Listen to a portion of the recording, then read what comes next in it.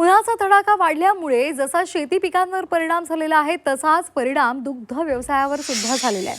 वाढत्या उन्हामुळे दूध उत्पादन 20% कमी झालंय असं दूध उत्पादकांनी सांगितलंय. हिरवा चारा आता सध्या मिळत नाही आणि त्यामुळे दूध उत्पादनावर याचा परिणाम झालाय. ऊन वाढल्यामुळे दुभत्या जनावरांच्या आरोग्यावर सुद्धा विपरीत परिणाम झालेला आहे.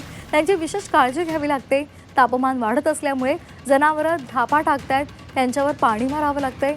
हिरवा चारा विकत घेण्याची वेळ आल्यामुळे शेतकऱ्यांना आर्थिक भुर्दंड सुद्धा बसतोय. तर या शेतकऱ्यांशी संवाद साधलेला आहे आमचे प्रतिनिधी लैलेश बारगजे यांनी. पाहूया. आपण सध्या देरे या गावामध्ये आलेलो आहोत. लांडगे नावाचे शेतकरी आहेत जे दूध उत्पादक आहेत. दादा, आपलं दुधाचा जो व्यवसाय आहे तो कसा आहे?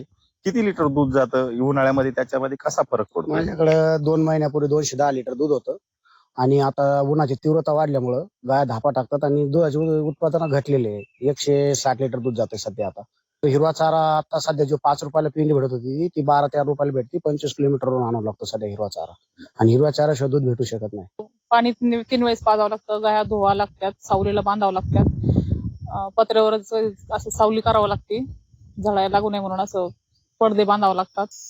आमचं सध्या 5,500 लिटर दूधचं कलेक्शन आहे. तर त्याच्यामध्ये 500 लिटर ते 600 लिटरची घट झालेली आहे उष्णतेमुळे, आणि ही प्रत्येक उन्हाळ्यामध्ये होती. गेल्या 3 वर्षापासून तापमान वाढत चाललंय, कंटिन्यू तापमान वाढत चाललंय. त्याच्यामुळे आज शेतकऱ्यांना मोठा झळ सोसायची वेळ आलेली आहे त्याची उन्हाळ्याची. लैलेश बारगजे, जी 24 तास, अहिल्यानगर.